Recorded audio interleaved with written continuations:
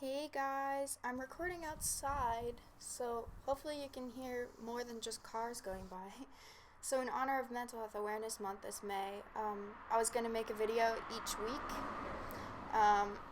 but my finals the past few weeks had me so busy, so this is my first video, unfortunately. Taking care of plants has so many mental and physical health benefits, so I thought this garden transformation would be a good foundation for this video. So I'll also be explaining my gardening process. You can see there. You can pause the videos and read those. I'll also try to talk about them as I go through after my full explanation of the disorder today. So I'm talking about PTSD today. PTSD is... Oh, there's a worm. There's a worm I found. Love worms.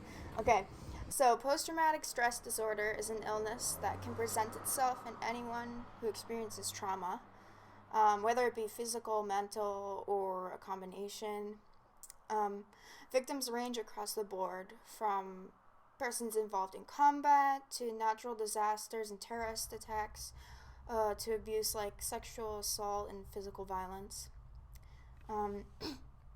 PTSD occurs when the brain misfiles memories after a trauma. This is because when the trauma happens, the brain sees the body is in high danger. So instead of processing the event while it's happening, the brain shuts out the threat and instead focuses on fight or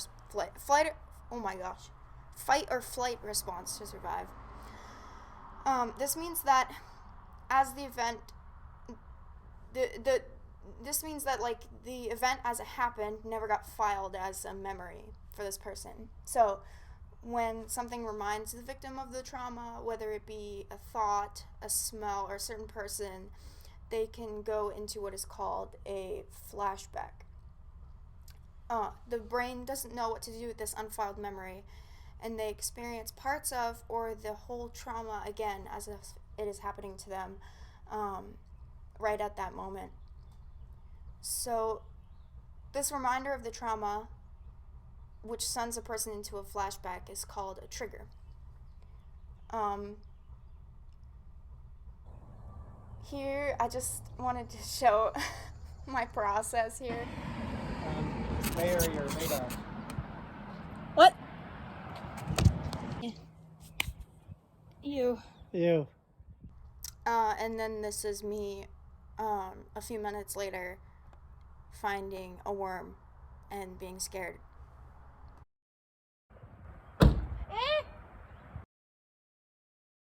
And time lapse. Okay, great. So now with that out of the way, so we're talking about unfiled memories and people experience the trauma as if it's happening again. So that's that flashback that happens is called, or whatever sends someone into that flashback, the smell or a person or something, is called a trigger.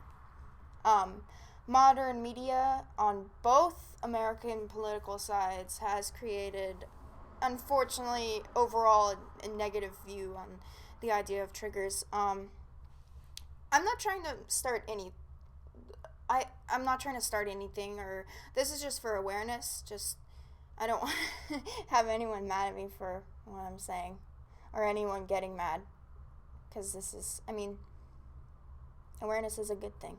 Anyway, so on one side, the idea of triggers has become incorrectly used. For instance, using the word to describe something that isn't directly linked to an illness, merely something that makes a person mad. On the other side, calling someone triggered, quote unquote, has become a joke to make fun of someone who overacts in a situation. But a trigger is a real process in sufferers of PTSD, so I just want to make that known.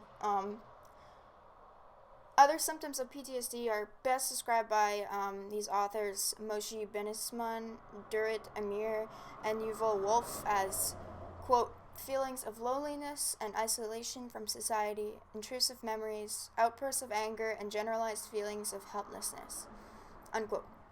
So, and I have that linked below, so you can see that article. And here, wow, perfect. So here's the finished product.